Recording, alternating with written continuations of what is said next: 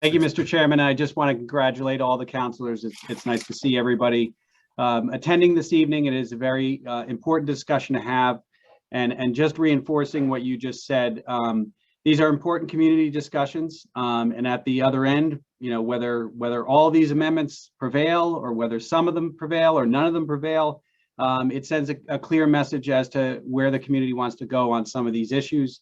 And then again, we go back and we think about it some more, and we come up with other potential opportunities that really speak to the community need. And that's, so if I could share my screen, I'm going to run through a presentation that probably takes a couple of half steps back to kind of orient the City Council to, you know, how we arrived at this. And then I'll get into the specific proposals. And as you mentioned, they are kind of nitty gritty. They're in tables and there's little nuanced changes, and everybody wants to understand what their potential impact is. So does everybody see my screen? Not yet. Not yet. Do you see it now? Nope. No. Okay, hold on, let me try that again. There we go. There you Everybody go. see that? That's better. Okay, Okay. I'm gonna put it into slide mode. Okay. So these are the proposed amendments to the use and dimensional tables for the requirements for 1, 2, 3, and 3 family development and multifamily housing in some respects. So this has already gone from the planning board to the council, initiated last year. The planning board has held its public hearing, has made a recommendation to the council, which came very late in last year. So that was continued for the new council to take up. It's a pretty meaty topic to take up out of the gate, but it's an important one to have the discussion around. So just an overview, I'm going to provide a little context to why these amendments are coming forward, which are really kind of born out of the housing production plan. Very quickly, just go over goals and strategies and how things have been being implemented. I thought it was useful for people to kind of get a little snapshot of the current population trends as we've recently received the 2020 census, as they're starting to roll out the statistics around that and how the community has changed. A little bit more about housing, about where we are and what we've developed over maybe a 10-year period, the last decade. I'll touch on some of the recent changes just so that some of the councilors are brought up to speed on some of the work from last year. And then I'll go into the very specific proposals relating to 1, 2, and 3 family and multifamily. And I'll be dividing those into kind of 2 buckets. Those 9 proposals that Councilor Groh mentioned, several of them relate to use allowance or how we allow uses. And then a bulk of them also deal with dimensional requirements related to those uses. And then I'll finish off with the planning board recommendation. I probably won't spend a lot of time on that. The motions are very clear. They're very, very technical as they relate to how you announced this zoning proposal. And questions, there's probably a couple of natural cadence points in the presentation if you want to stop and answer questions at that point. Otherwise, we can wait until the end of the presentation. So the housing production plan, it's a plan that gets a lot of play in a lot of venues. Really important effort that was developed back in 2017. We partnered with the Metropolitan Area Planning Council, MAPC, who's our regional planning authority. We often rely on them for some additional assistance. My office is fairly thin, myself and one other planner, Gemma Wilkins. And so we often rely on them for some of their data analysis and other support that they can provide to us. And that effort involved a housing needs assessment, which is really looking at the trends, also speaking to the community. We had several public forums where folks came out and really talked about, what housing means to them and what needs they see for the community. Goals and policies were set, and then a long list of potential strategies were also included in the plan. And it was important at each venue that we made sure and made it very clear that this wasn't just about affordable housing. It was about the overall supply of housing and the need. And that plan was adopted by the planning board and the city council back in 2017. and approved by the Department of Housing and Community Development. It is a voluntary plan that we chose to do to, again, do that deeper dive into looking at community need and how we can potentially serve the community in the way that we regulate housing. So some of the highlights, this is not a new trend. There's many communities in Massachusetts that are seeing an aging population. The prediction at the time was that perhaps by 2030, we might have almost 40% of the population in excess of 60 years old. We know that household sizes are declining. We're not having as many large young families that are adding to the population. And we're also seeing a increase in the formation of housing. So there's a lot of single, older adults that are looking for other housing options. They're living longer, they're staying in their homes longer. So again, there's that need for all types of housing to serve not only young families, seniors, young folks. It seems across the board that when people are looking for housing, it's a struggle. A few years back, I lost on 8 homes before we found the home that we live in right now because of the demand for housing. Another really important point is the term affordable by the state and federal definition doesn't really comport to Gloucester's income demographics.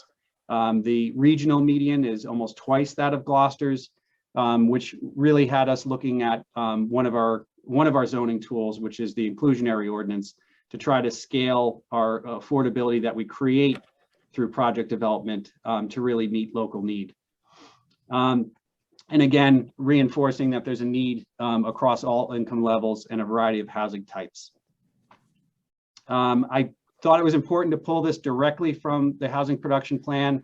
It is available on the website. The things that we've been talking about for quite some time, and they all are derived from that planning effort. And again, the first one is the one that I just reinforced: to create opportunities to develop a diverse and affordable housing stock. So again, it's not just affordable, it's diverse, and what are those options that can be provided for folks in the community.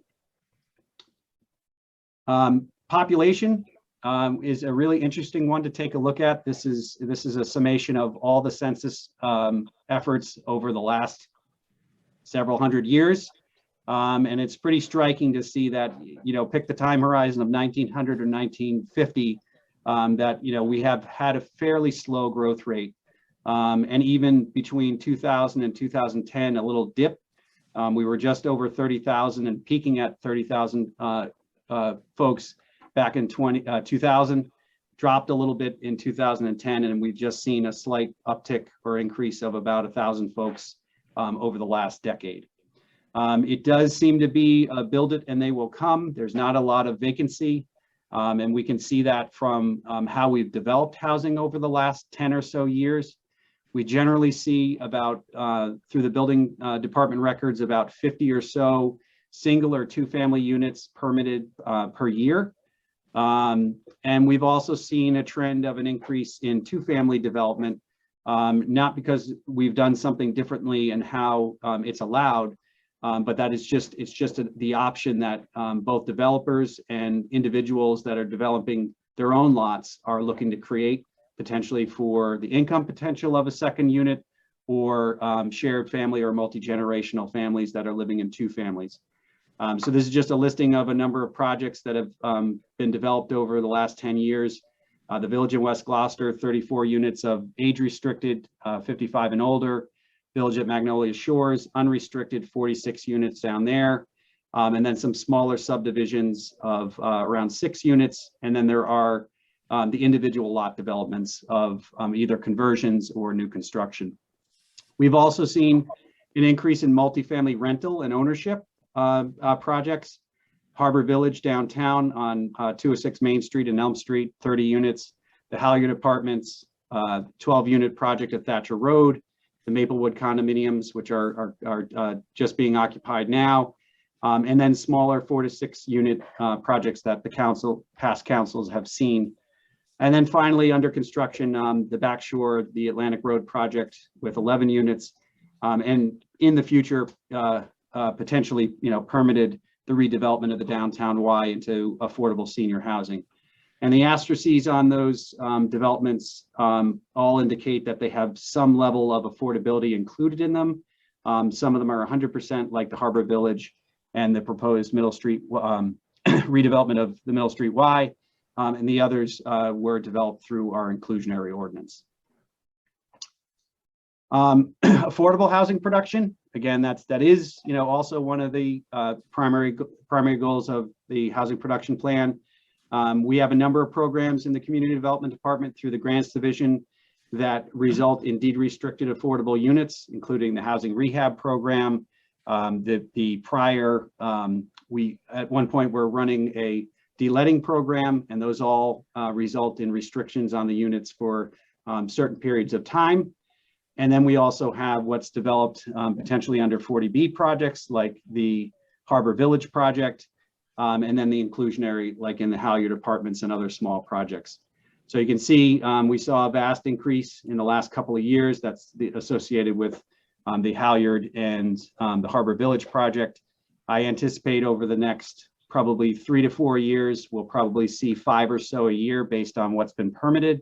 And that horizon of 2024 is the potential anticipation just as a project develops that involves various subsidies like the redevelopment of the Y. That would be those potential senior housing units coming online. So we currently have an inventory of about 1,070 restricted units, with a couple more that'll be added in the coming months. And that's at about 7.6% of our housing stock, with a little bit over 13,000 housing units in Gloucester in all forms.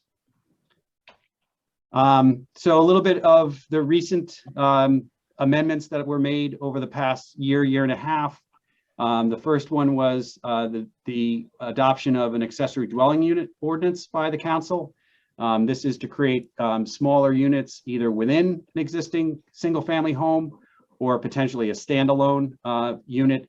They are regulated by size related to the existing structure on the lot. They have to be rented for no less than 30 days, and they can't be separated under separate ownership. So they are definitely rental units. This is one way to potentially provide options for families and also potential income. And because of the size of the units, perhaps, again, not big A affordable or by any state definition, they might be market or maybe slightly below market just because of their size. So a couple of examples. This is just a line drawing that was presented to the building department for an accessory unit that was developed down in Magnolia. And again, I think why this was an attractive option is you sometimes don't even know that there is one, and it's providing an option for for that particular household.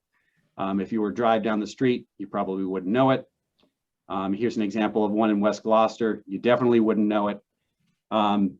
And then there are the options for detached ADUs that the building department is just starting to see some applications for.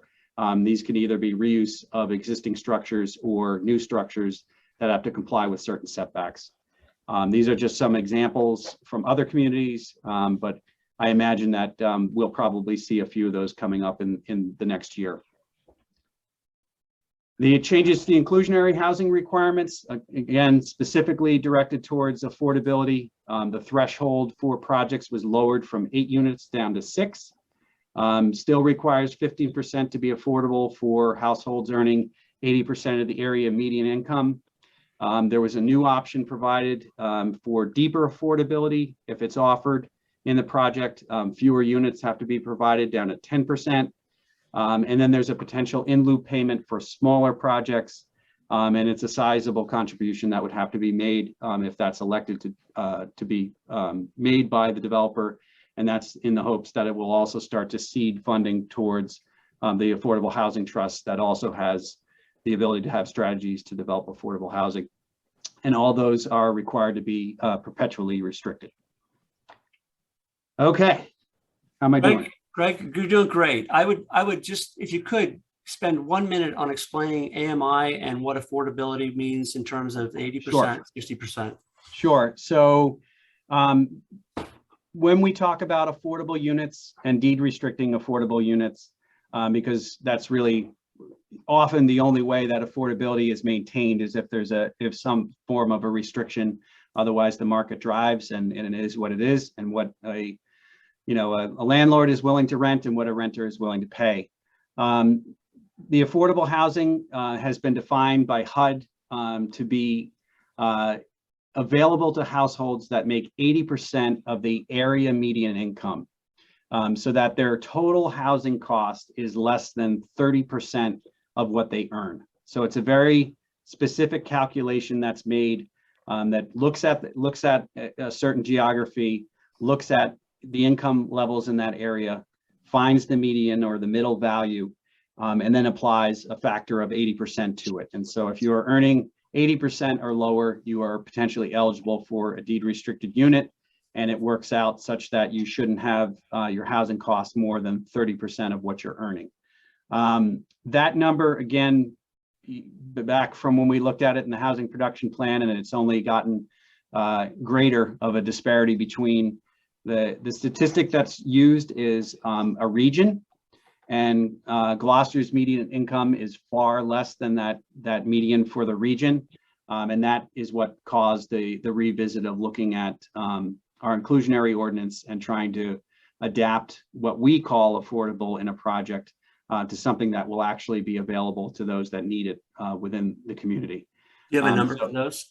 So that was the actual income levels. Back in 17, the disparity was about 60,000 to around 105,000. The income level has come up based on the 2020 census. It's more like 72 for Gloucester, and I believe the Boston area is upwards of 115 to 120. I can get those numbers for you for the next meeting, but it's a big difference. So the ordinance that requires only 10% is if somebody deed restricts to 60% of the area median income, which kind of falls that into line of the 80% of Gloucester. Again, that's one way that it was adapted to try to meet the local need. I hope that explains that. Good. Okay. So here are the current proposed amendments, and I'm putting them kind of in these two buckets of use allowance, which means either we allow something, we prohibit something, or sometimes we conditionally approve things by special permit. So it's the what's the permissioning, and then the other half is the dimensions that relate to if I'm allowed to perform or construct this use, what guides me to in terms of requirements for setbacks and height, and other dimensions that either allow me to do it or not allow me to do it. So I want to just also point out a great resource for folks that are watching, if they haven't been to our city website, because I'll be showing some of these images of our online GIS, which has a wealth of information. You can click on any parcel, you can find information about it. It'll link you to the assessor's department data if you're looking for more history or information about a property. It also has a lot of thematic topics that you can look at, natural resources, a number of different things. So if you go to the main page and scroll down to area maps, it'll take you to our MapGeo product that you can see any of the things that I'm showing you this evening. So these are the 4 use allowance proposals, and you read off the numbers and the sections, and I'm going to try to put them into fairly plain English. And I will revisit this slide each time that I change topic. So the first one is removing the special permit requirement for 2-family conversions with exterior modification. And that's to bring alignment in how we treat the permitting of 2-family dwellings. So I'll begin with, so there it is, it's highlighted, that's the one I'm going to focus on. So this is the zoning map, again, available through the online website, through the city website. And everything that's in kind of an orangish hue or a green tone are our residential districts, including this kind of teal that is the RC40 district. Other than the RC40 district, all of the orange and yellow districts currently allow two-family. They allow it with dimensional requirements, but they all allow someone with a lot of a certain size that complies to build a two-family structure. There's also the ability in all those locations, if they comply with the dimensional requirements, to convert to a two-family if they don't change the exterior of the building. And then there's a third category of two-family that does arise where someone is looking to put an addition on a structure, and that currently requires a special permit. And so the discussion with the planning board on this topic is you have to be consistent. And this actually comes from the guiding zoning act from the state, the enabling act that allows us to have zoning. In section 4, it says essentially that you can permit uses differently in different districts, but within the same district, you should be treating it the same. And I think it's pretty clear how you would be treating individuals differently if one person has a brand new lot and they can build a two-family, and then somebody goes to put an addition on their home and they have to go through a special permit process. So that in essence is really the difference in one of the first proposals, is to bring alignment in how we treat two-family in all of these districts, so that whether it's by conversion with an addition, or a new two-family construction, that it be allowed by right. Can I jump in here again, just Absolutely. for the clarification? This is the clarification that I hope that people can hear about, which is that you're talking about lots that meet the setback requirements, that are conforming lots, and buildings that are conform. Not only will the building that is being constructed be conforming to the zoning requirements, but any additions would also have to be conforming to those setbacks, and that any construction outside, or if it's a non-conforming lot or the building's non-conforming, would still have to go through the special permit process. Correct. So everything that I'm suggesting, if something doesn't comply dimensionally, there's relief needed from the Board of Appeals. There are clearly other jurisdictions. If you're adding bedrooms and you're on a septic system, you have the septic regulations to follow, the Title V regulations. So there's a number of other jurisdictions, but just from the beginning, I just want to make it perfectly clear. If you have a lot that complies with the current zoning in all of these districts, you can build a new two-family. You can convert a single family to a two-family if it's within the structure. And there's this one case where if there's an addition to the structure, regardless of what that addition is, you have to go for a special permit from the Zoning Board of Appeals. So that's one of the first ones to bring alignment to how we permit the use, which is two-family, in a consistent manner. And I will not, argue with anybody. You could also go the other way. If there was a choice made that you wanted all two-family to be special permit, that's another option. But through the lens of trying to create these opportunities, and potentially in particular, there's definitely been a number of folks that have looked at the two-family option with a conversion, which capitalizes on the existing built environment, and maybe might be in a situation where they truly are looking at a two-family to create an opportunity for a family member. When they've seen that it involves a special permit process, they haven't pursued it.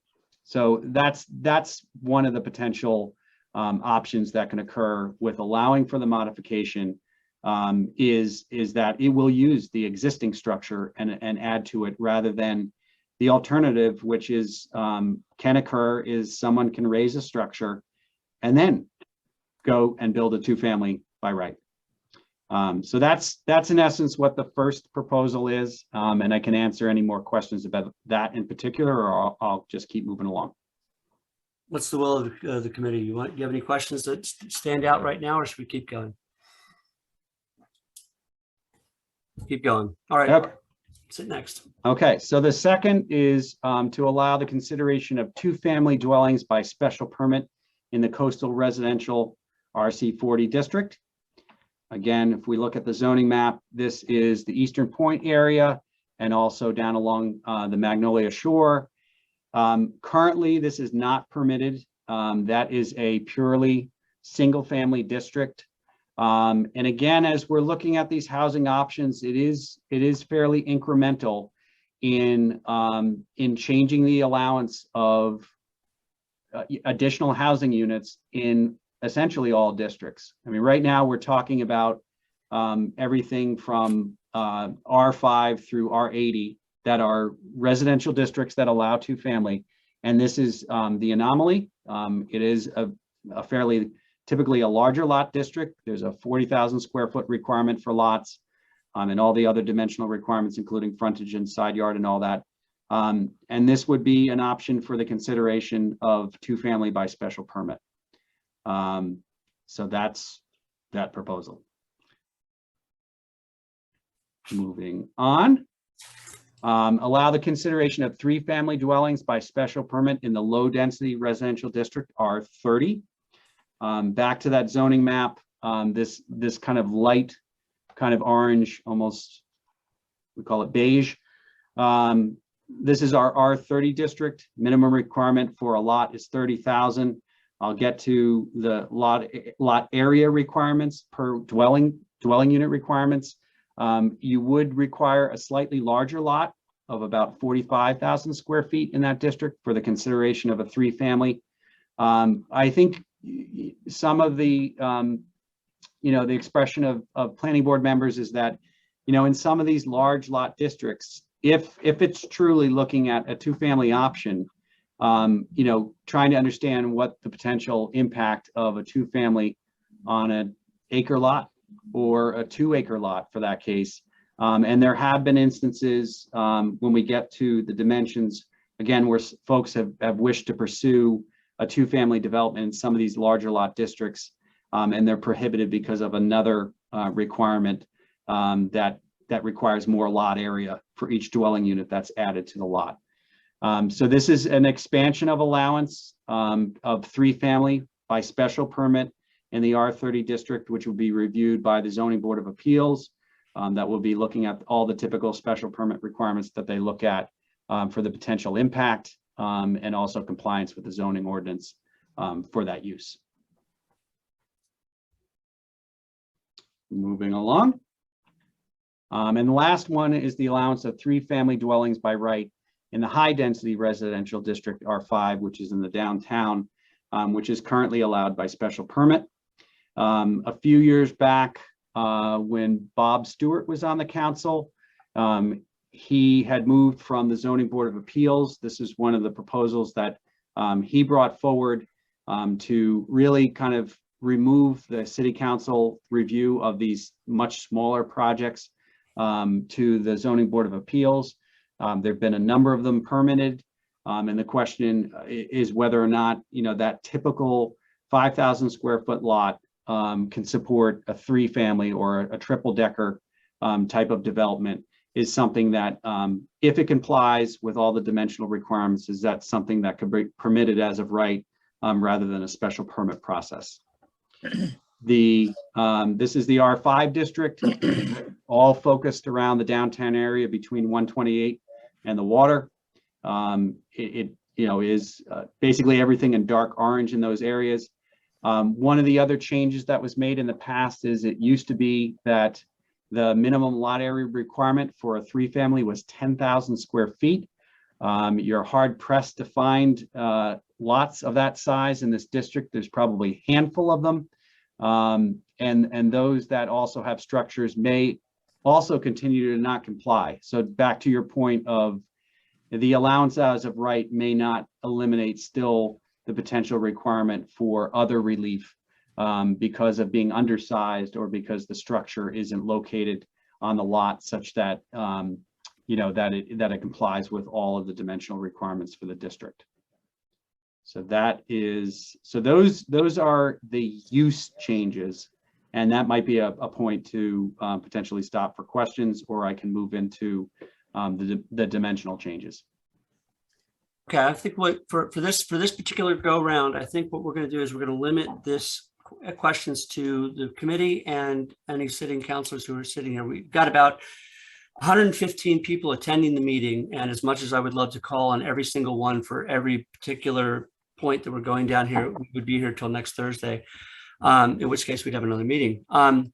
So I'm going to start off with the committee first, and then we can move on to other counselors, and we'll go that way, see how it goes. Counselor Gilman. So I've got a question on the high density residential R5. So that was for 3 family, correct, Greg? Correct. Okay. So isn't the majority of the properties that are there right now, I mean, what is the current population for that area of R5 right now in terms of how many dwellings? I can get you those specific numbers. It is, there are a number of multifamily in that area, but there are also single family homes in that area. There are 2-family homes in that area. So there's the potential for conversion. There's very few vacant lots. So this would be a scenario likely of conversion.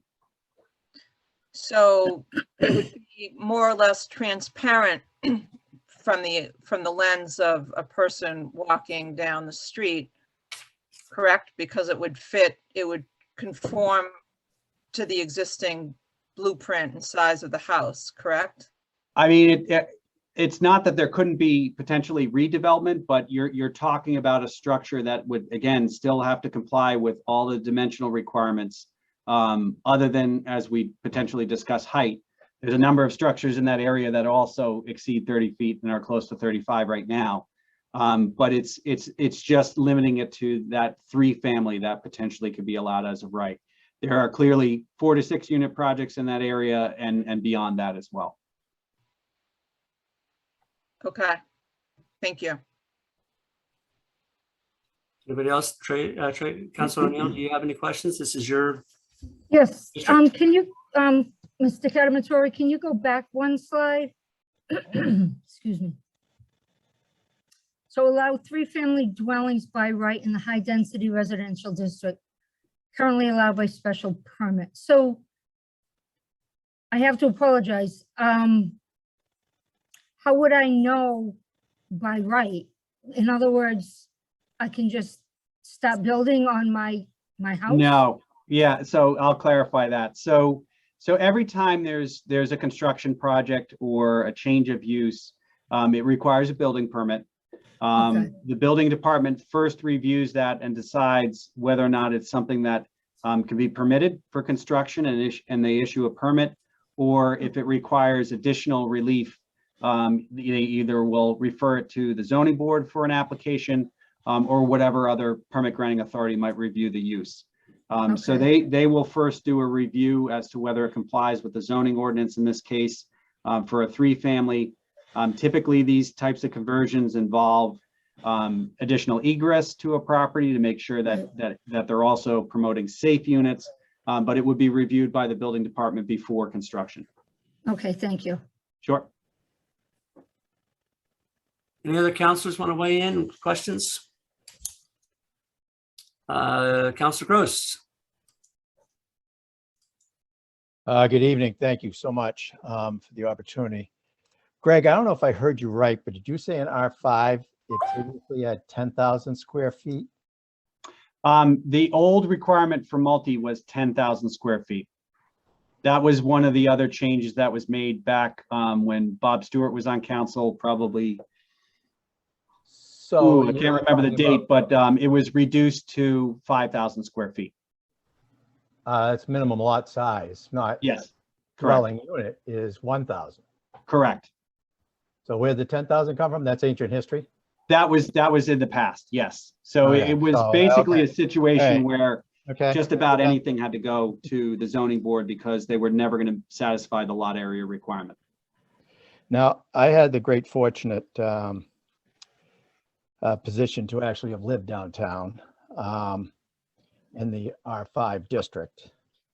And parking was a huge issue then. Next to me was a piece of property that then got split up, and ZBA gave them two lots next door, which were non-conforming because they decided that they were a hardship, which I don't know how when you buy something and know what it is, it becomes a hardship. But anyway, they all became two-family by right, and parking really became a nightmare. And so have you done any research? Because we hear We lose you, Tony? We're gonna have to talk about more cell towers in Annisquam. I think I know what his question was. Okay, why don't you dive in there and see if you can do it? You know, parking analysis, again, it's the standards that exist right now are the standards that would be applied. that's not my question. Oh, okay. My question is, is there a possibility to look at excise tax, which lists Oh. every address and tells you exactly, so we can either know that this is a myth or if this is a reality, that people who live down there use public transportation. And we don't have the fallacy of the fact that they won't bring extra parking. That's a big concern for me. So that's, that really, and the fact that we're not, trying to, the three families strictly in the high density district, I find it, it's sort of a little bit reeks of snob zoning. We're not really, if you look at inner cities and how the disparity between, the underprivileged, it bothers me a little bit. So I just didn't know if the planning board was taking that into consideration. That's it. Thanks. Thank you, Tony. Councilor O'Neill? Yep, on that same line of discussion from Tony, thank you for that, Tony. Do we have the infrastructure to support three-family dwellings by right, like the water and electricity? Do we have the infrastructure? Do we have the sewerage? Do we have enough water to support Well, all these? Sure, with the proposals that are again, there's a huge difference between potential and actual, right? For anything in West Gloucester, there's obviously the additional requirement related to wastewater. Everything that we've discussed thus far in my discussions with Public Works, there aren't any limitations currently on water or wastewater in these areas. There are occasions where there are larger projects, like a multi-unit project, like it was the case with the YMCA, where there might need to be some investigation of a particular line in the collection system. But that hasn't arise as an issue with the current proposals. Related to, Councilor Gross's comment, we're also talking about locating housing where there are amenities. One of them is transit. I wouldn't suggest that everybody in the downtown area uses the train. That's why we also have parking requirements. And perhaps, some of the discussion is related to applying the standards that get adopted. The Zoning Board of Appeals does see a lot of relief requests. I hear that concern. They weigh and apply the standards that they need to apply if they grant any relief from that. The potential allowance change is not affecting or proposing to affect the requirement also to provide parking. All right. Councilor Memhard, you have your hand up there. Yes, thank you, Councilor Grow. I just want to start by thanking the planning board and Greg Cadamatore and his staff for the extensive work that has been put into this to try and address issues before us in terms of housing and affordability, and at the same time concerns about maintaining quality of life. And I also that it's wonderful at this point that we have as many people engaged in the discussion after all that work. We've created we've launched a missile, and now we've got people's attention, and it's upon you and the committee and all of us as council to get through the weeds and put it into perspective. So thank you all. My specific question right now would be to follow up with what Councilor Gross was inquiring about, but specifically understanding how the parking regulations are reviewed in a way that avoids, I mean, we have parking congestion and challenges in East Gloucester and all through the city that's not, it doesn't have much more space than out in some of the outside wards. But how does the parking regulation review process happen in the context of these proposed new changes? I mean, that's a good question, probably for the zoning board in terms of the pattern of review that they've had if parking comes up as a request for relief. You know, the standard is, you know, whatever is required in the particular district, it has to be demonstrated to the building commissioner before a permit's issued. We also have review of drainage and driveway and all that, those types of things, but it starts with the presentation of a plan that either complies with the parking requirements or doesn't. If it doesn't, then that's where relief has to be requested. But I hear, you know, certainly a theme that, you know, perhaps we can provide a little bit more information on parking demand. Yeah, if you're opening the floodgate to potential greater intensity of dwelling in our existing housing stock and the space we have, it seems like that's going to be a ripple effect that really needs to be anticipated and thought through. Okay, I got a note. Councilor Worthley, do you have a question you wanted to put forward? Is Jeff able to? Yes, I do. There you go. Thank you, Chairman Grow, and thank you, Mr. Catamatore, for your presentation. I have a number of questions. I'm going to try to limit it to just a few right now. You said when you started that the MPA, Metropolitan Planning Agency, has a definition of affordable housing for a region. There's Boston and then a region. Is that correct?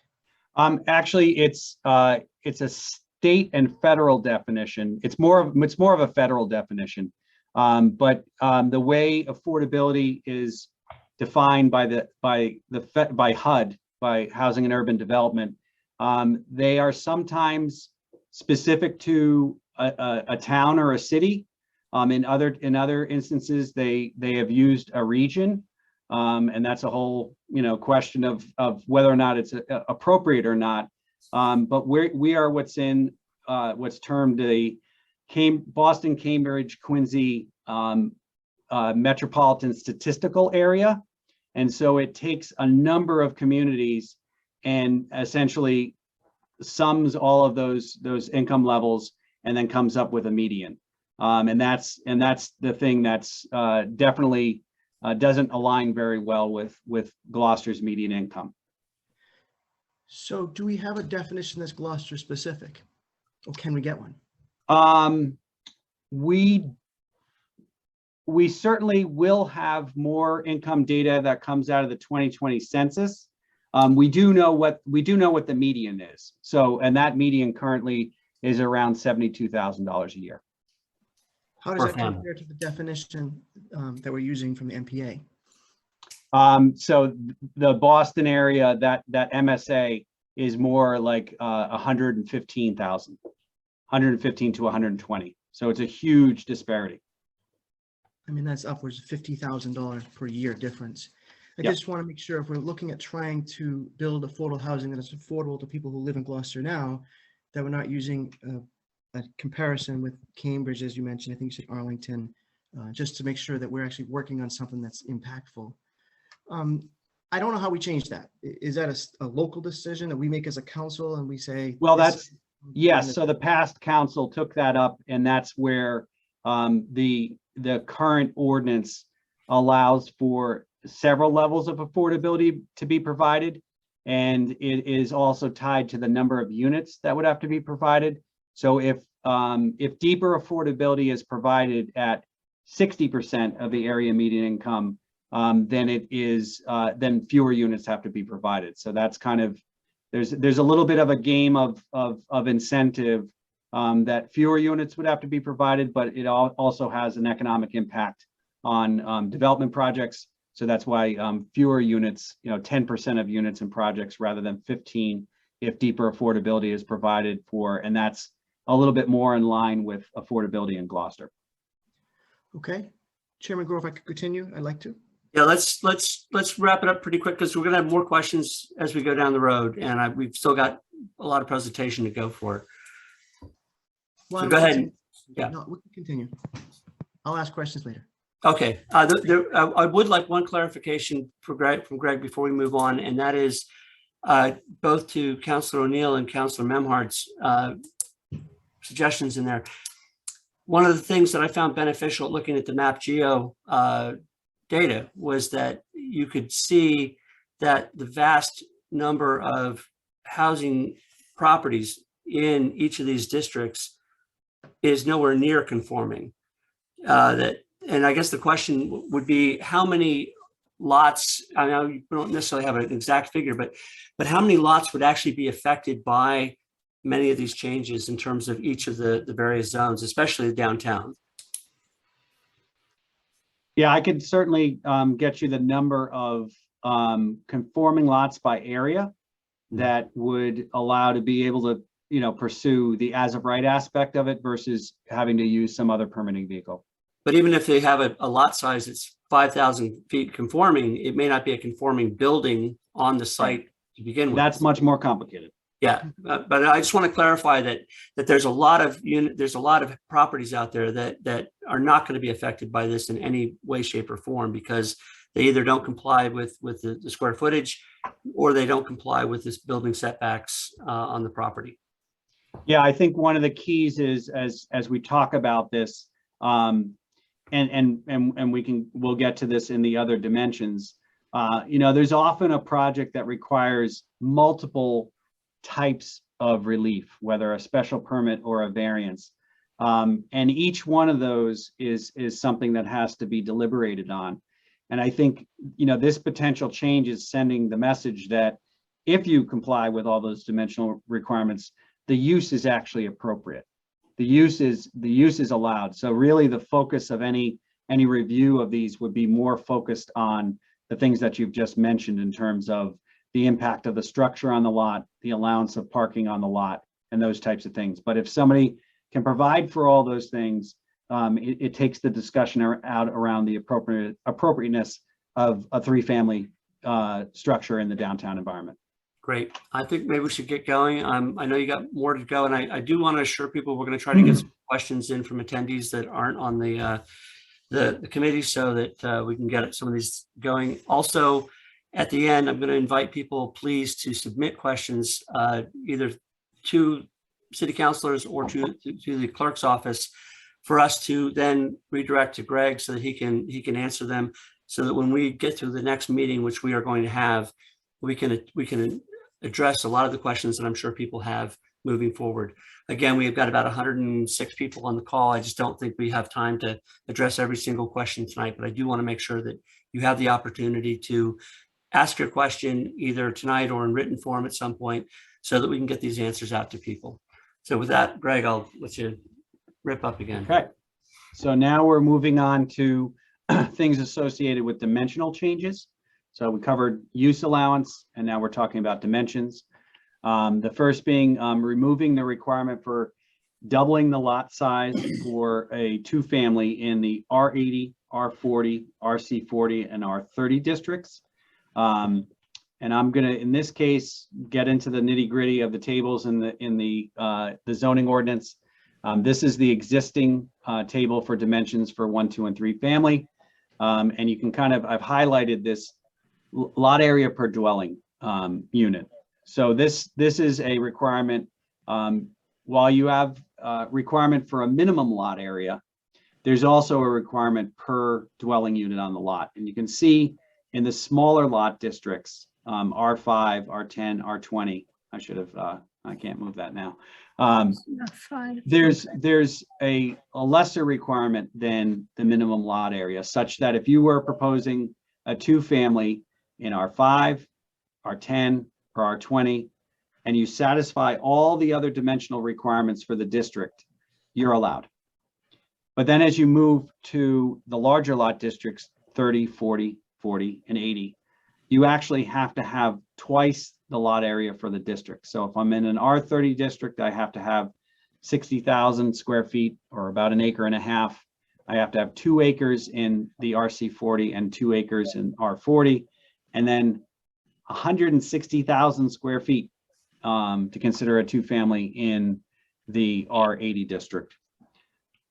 4 acres. So the proposal here is to bring alignment with how 2-family is treated in the other districts, in that if you have a conforming lot for the district by that minimum lot area requirement, you would not need additional lot area to consider a 2-family in those larger lot districts. As I mentioned before, there was the discussion about use and the potential of these changes.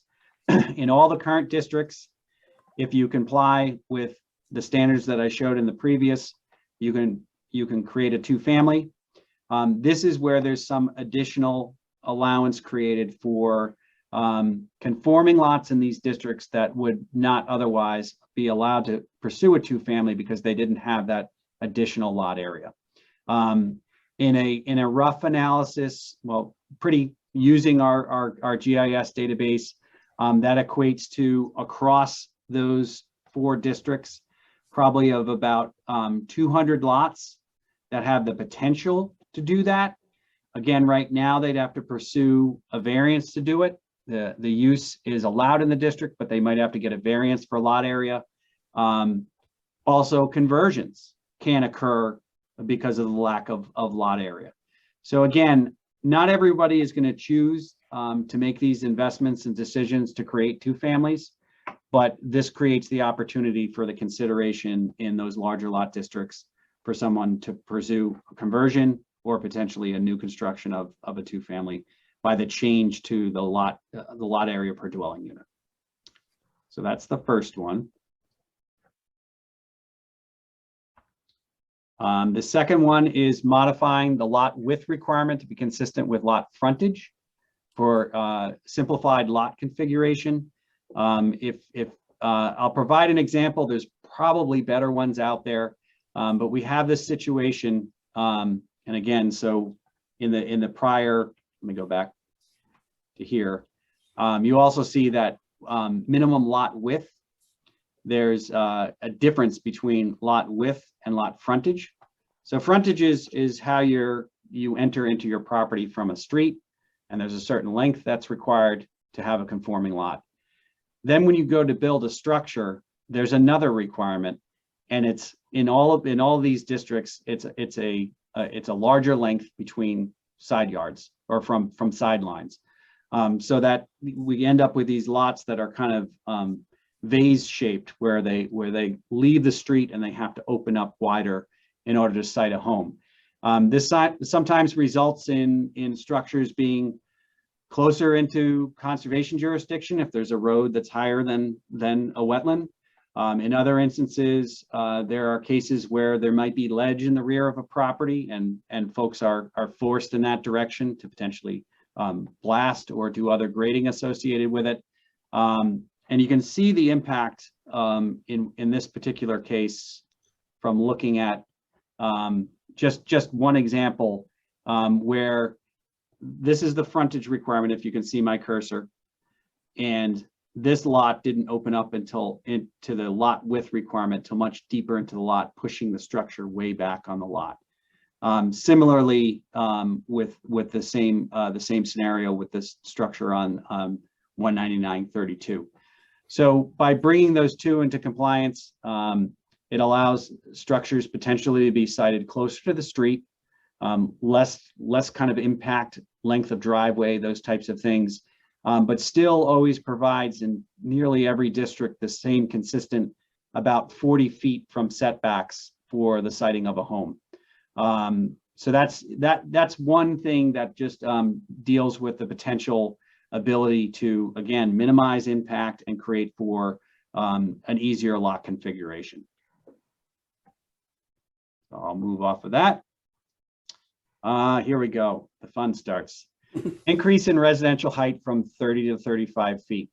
I think I mentioned, the process of the development of these proposals began with a working group that had representation from the city council, the zoning board, the planning board, the Affordable Housing Trust, the Housing Authority, some housing advocate groups, and a planning consultant.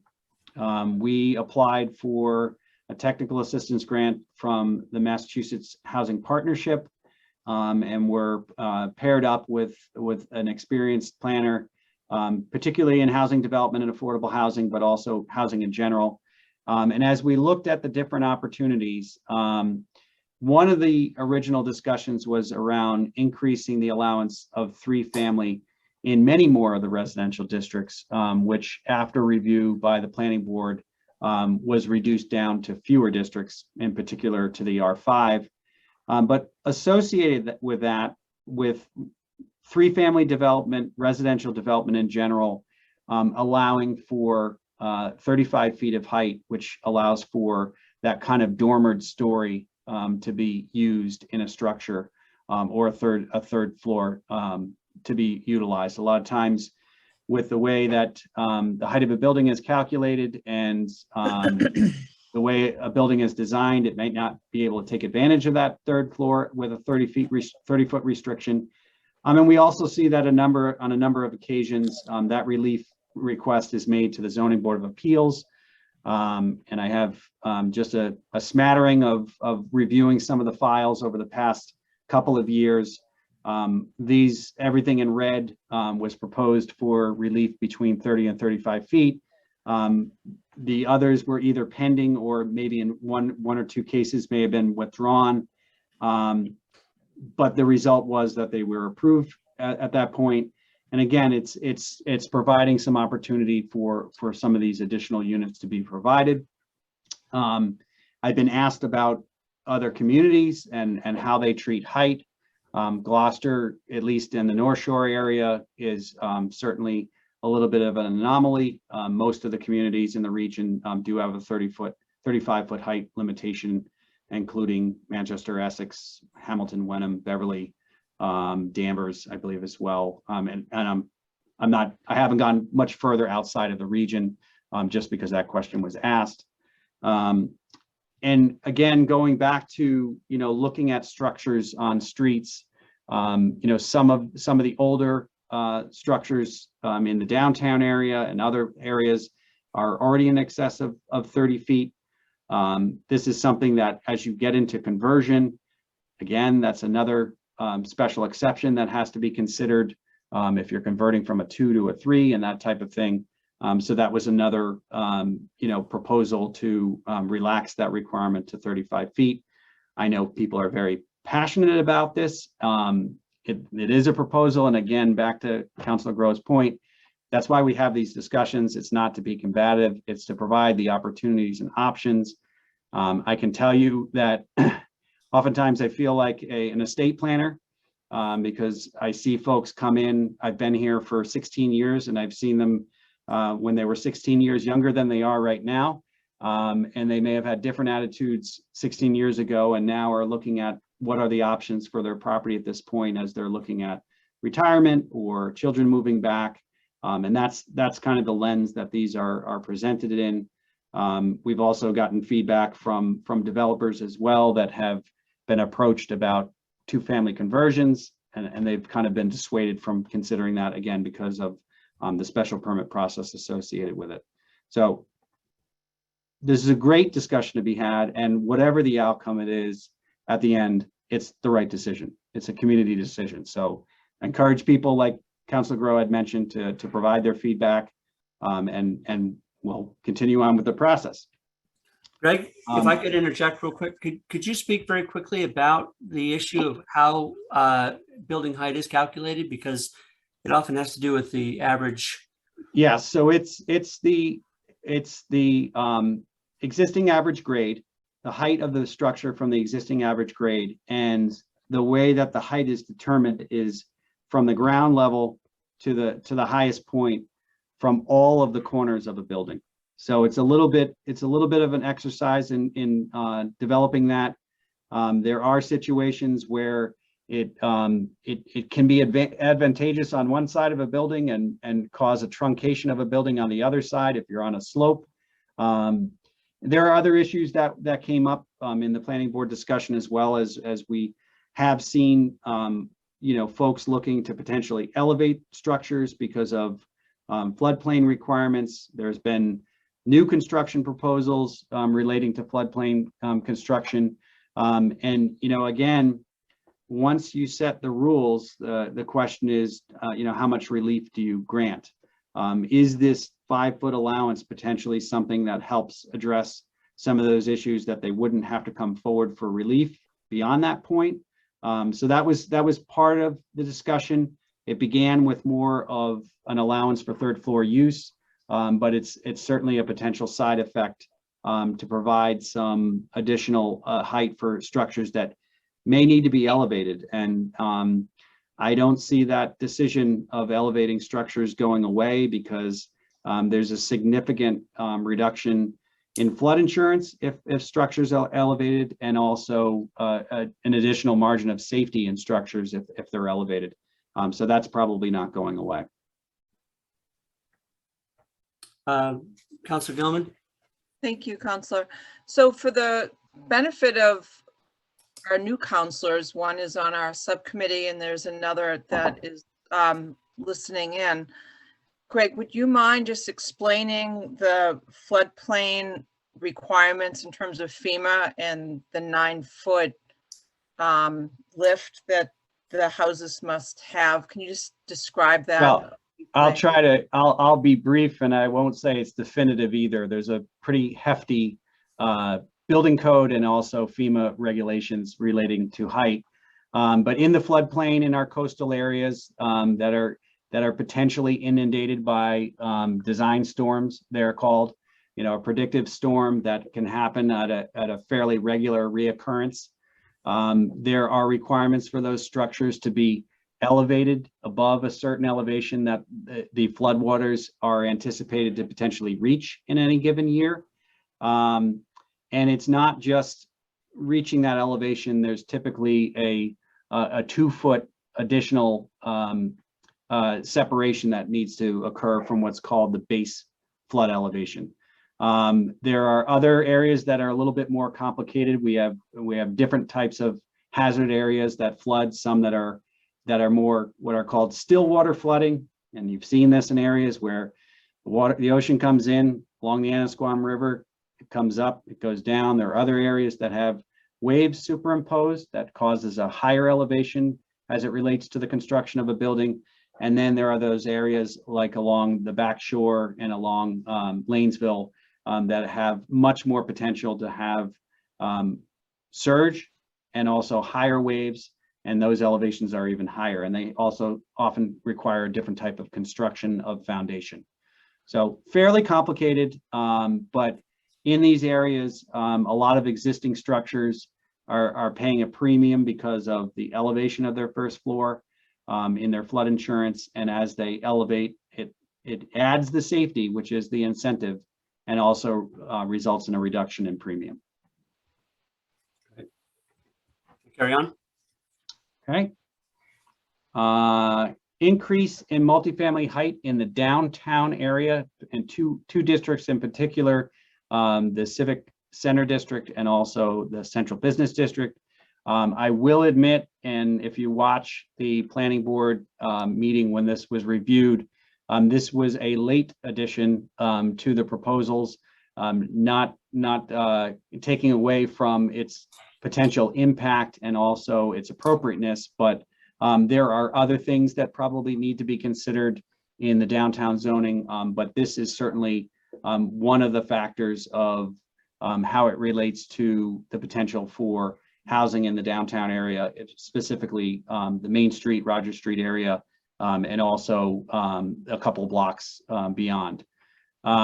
So again, from the zoning map on our online GIS, the red area is the Central Business District that flanks Main Street, and the yellow district is the Civic Center District that has some of the larger buildings in it already, including Central Grammar and others. And again, the proposal would be to increase the height from its current 30 feet to 45 feet.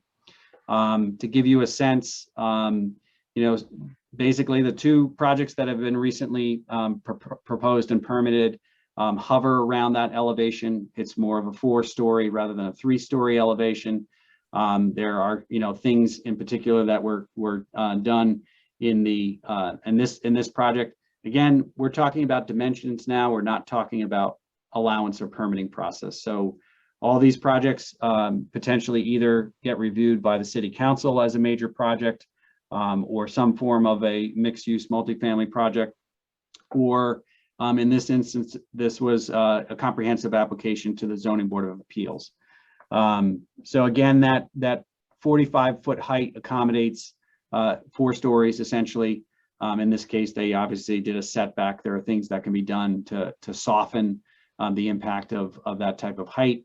But that, this versus the current height of 30 feet, which can be limiting with typical floor heights for mixed use on the first floor, some sort of retail or active use on the first floor, which is typically a 12 to 14 foot ceiling height. It really limits the opportunity of housing above or office use or other use above at the 30-foot height limitation. The council has also dealt with this in the past by granting a height exception. This would send a message that there could be the allowance of 4-story in these particular areas.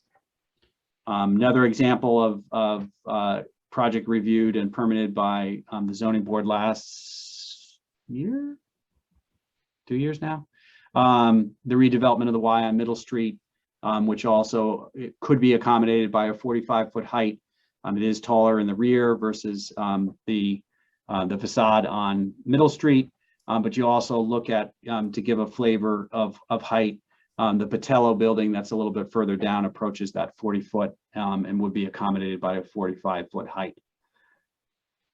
So that is that. Not a lot to say about the end other than the last one, other than we do have the section 3.1.6 that deals with height exceptions, and the language in there right now doesn't contemplate the 45-foot height.